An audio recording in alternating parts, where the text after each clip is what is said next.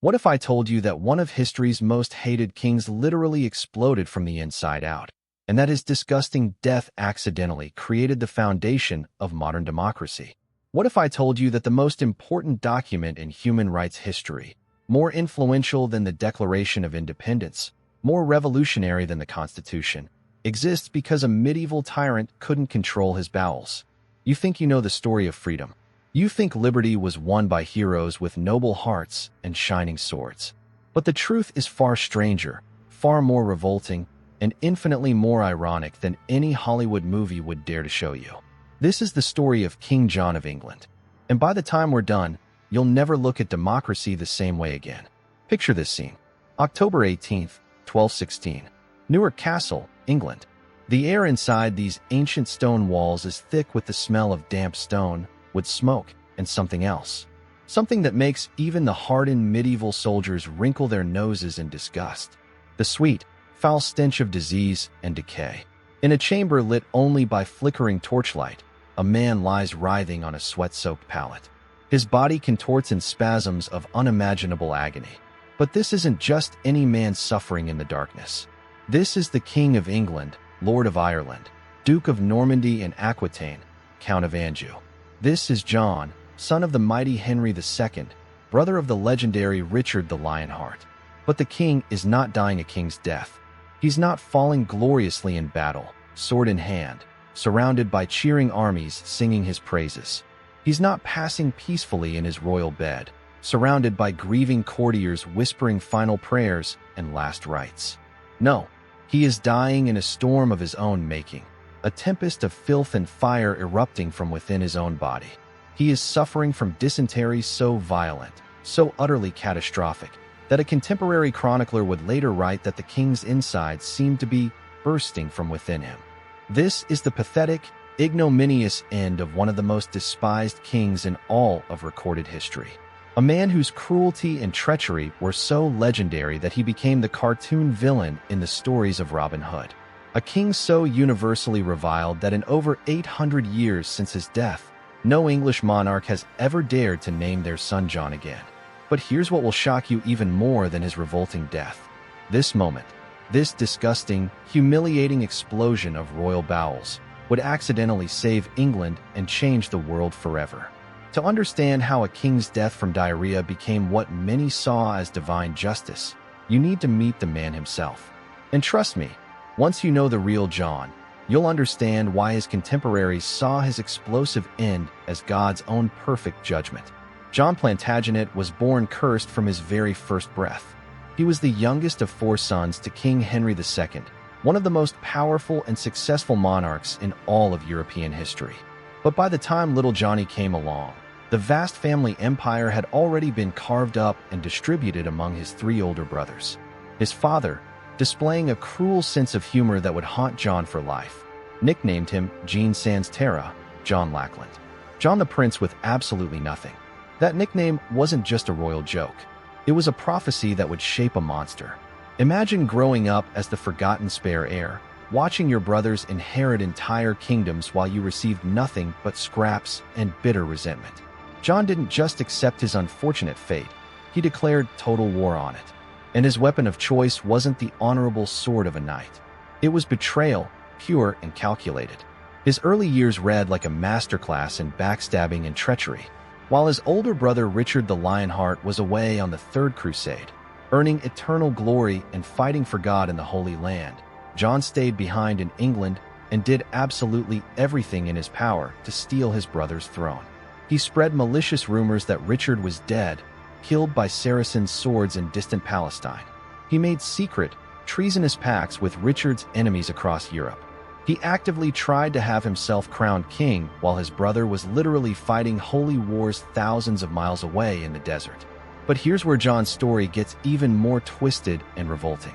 When Richard was captured and held for an enormous ransom on his way home from the Crusades, John didn't try to raise the money to free his heroic brother.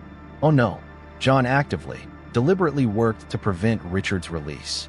He wanted his brother to rot forever in a foreign dungeon so he could steal the crown permanently. Think about that for a moment. While all of Christian Europe was praying for Richard's safe return, while mothers wept for the captured king, His own flesh and blood brother was secretly praying he would never come home alive. The treacherous plan failed, of course.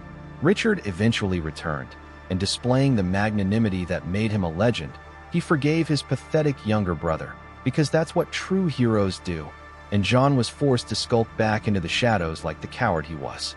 But fate, it seems, has a twisted sense of humor and irony. In 1199, Richard the Lionheart died from a crossbow wound during a siege in France. Some say the fatal bolt was fired by a mere boy defending his castle. Others whisper it was God's judgment for Richard's pride and ambition. But regardless of the cause, John Lackland finally had the one thing he had craved and schemed for his entire miserable life: the Golden Crown of England. And it took him almost no time at all to prove he was utterly, catastrophically, spectacularly unworthy of it.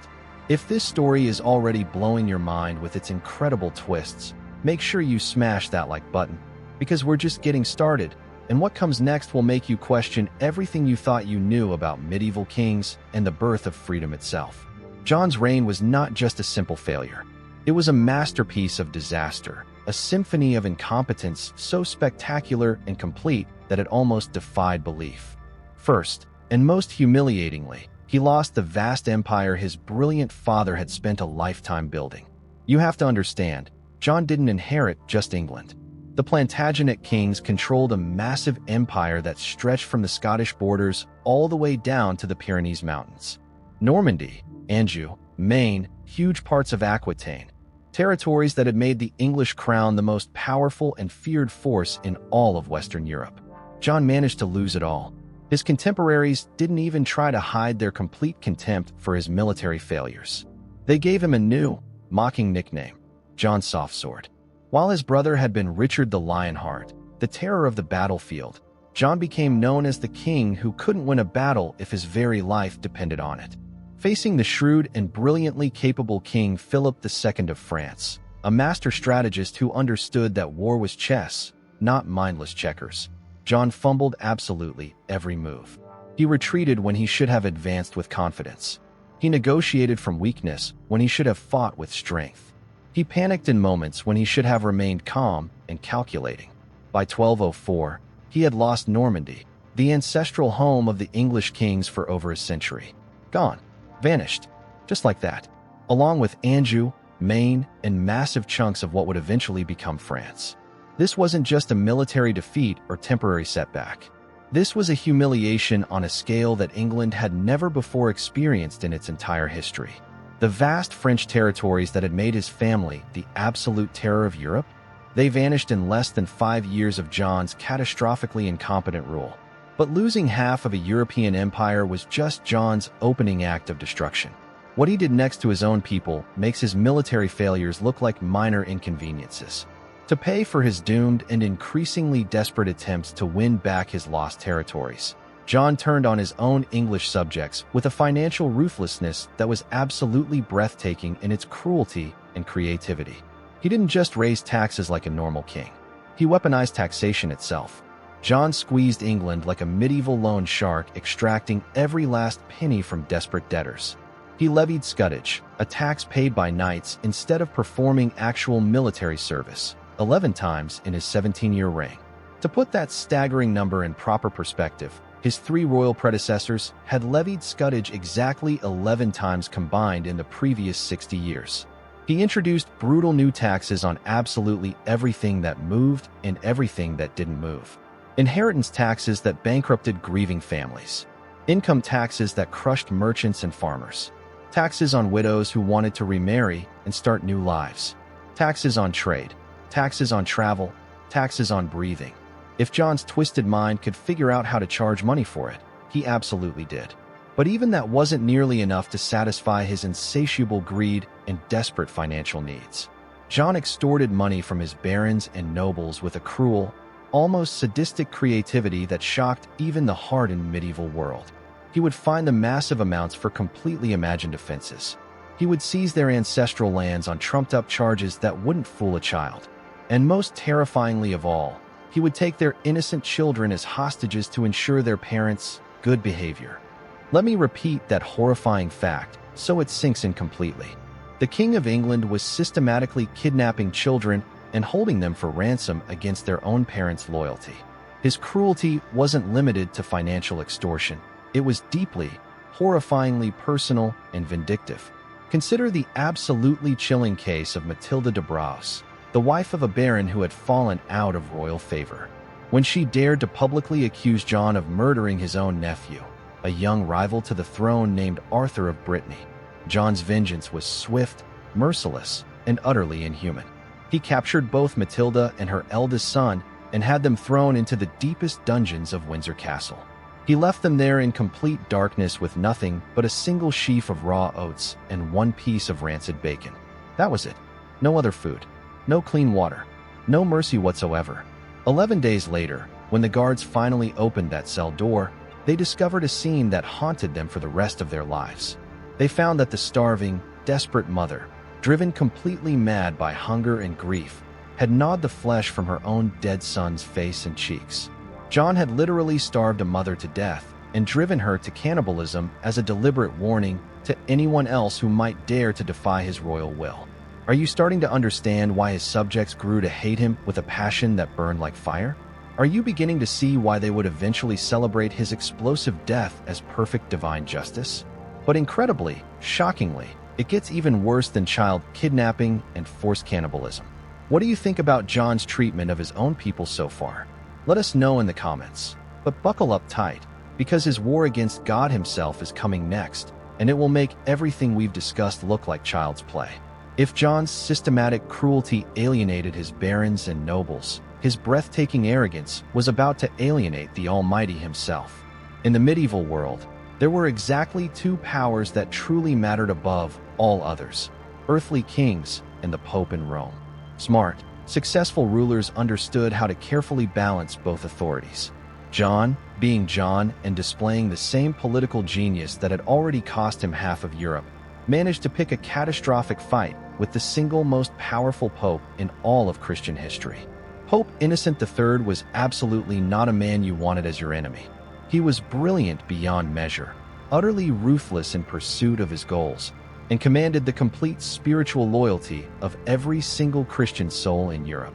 When John foolishly got into a bitter dispute with him over who should become the next Archbishop of Canterbury, it was like watching a field mouse declare total war on a hungry lion.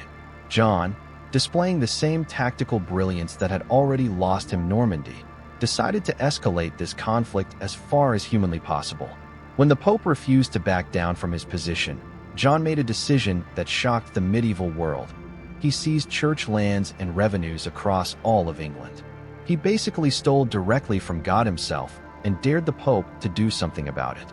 The Pope's response was the medieval equivalent of launching nuclear weapons. In 1208, Pope Innocent III placed all of England under what was called an interdict, a spiritual punishment so severe that it had never been used on such a massive scale.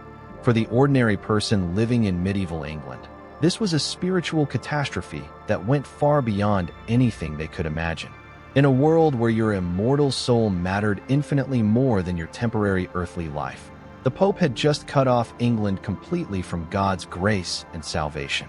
Church bells fell silent across the entire kingdom, creating an eerie, unnatural quiet. Church doors were locked and barred with heavy chains. There could be no masses celebrating God's love, no confessions to cleanse sinful souls, no proper Christian burials for the dead. Babies could still receive emergency baptism, and those on their deathbeds could receive last rites, but every other normal, comforting ritual of medieval faith was completely forbidden.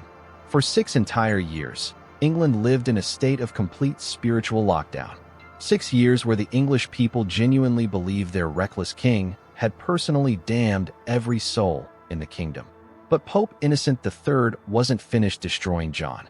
In 1209, he took the ultimate step and excommunicated King John himself.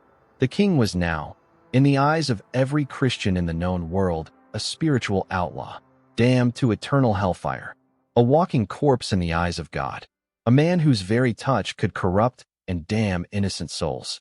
Most kings would have immediately begged for forgiveness and mercy at this point, recognizing they had pushed things too far.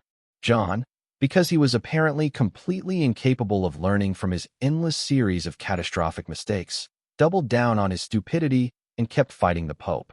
And that's precisely when absolutely everything in his kingdom started to fall apart like a house built on sand.